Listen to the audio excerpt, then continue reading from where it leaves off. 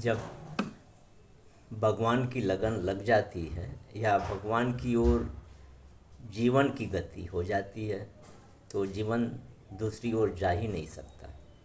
यदि जाता है तो इसका अर्थ यह है कि जीवन की गति भगवान की ओर नहीं है। एक बूढ़े महात्मा जंगल में रहते थे। उनके पास एक राजा संन्यास लेकर आए। बूढ़े महात्मा ने सोचा जरा इनकी परीक्षा ली जाए। एक बार नए महात्मा क्षेत्र में रोटी लेकर आ रहे थे तो इन्होंने जरा कोहनी मार दी। इस पर रोटी गिर गई, किंतु उन्होंने बड़े प्रेम पूर्वक बिना किसी छोप के रोटी उठा ली और चल दिए।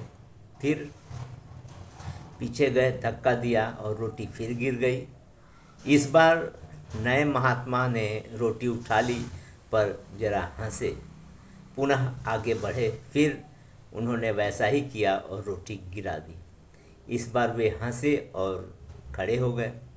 हाथ जोड़कर बोले, महाराज, आपने बड़ी कृपा की जो मेरी परीक्षा ली। मैं इतने बड़े राज्य का जब त्याग करके यहाँ आ गया हूँ तो इस रोटी वाली बात में मुझे कौन सा क्षोभ होगा। महात्मा बोले, इसलिए रोटी गिराई है। तुम्हें अभी तक राज्य के त्याग की बात याद है? इतना बड़ा त्याग करके आ गए, यह तुम अपने मन में याद रखते हो और यही सुनना भी चाहोगे कि कितना बड़ा त्यागी है। अगर राज्य का महत्व तुम्हारे मन में बना हुआ है तो राज्य का त्याग कहाँ हुआ?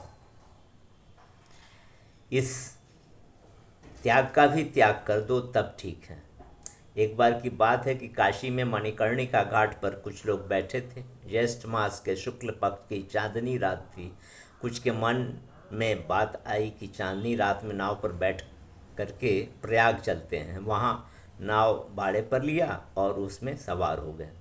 काशी में भांग घुटती है, इस कारण बैठने वाले भी भांग पिए थे और केवट भी।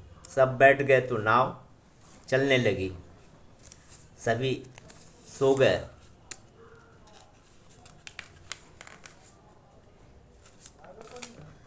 चलते चलते सवेरा हो गया।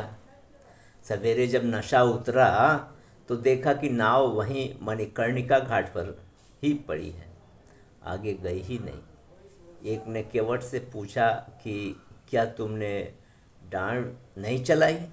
उसने कहा कि डांड चलाते चलाते हमारे हाथ थक गए।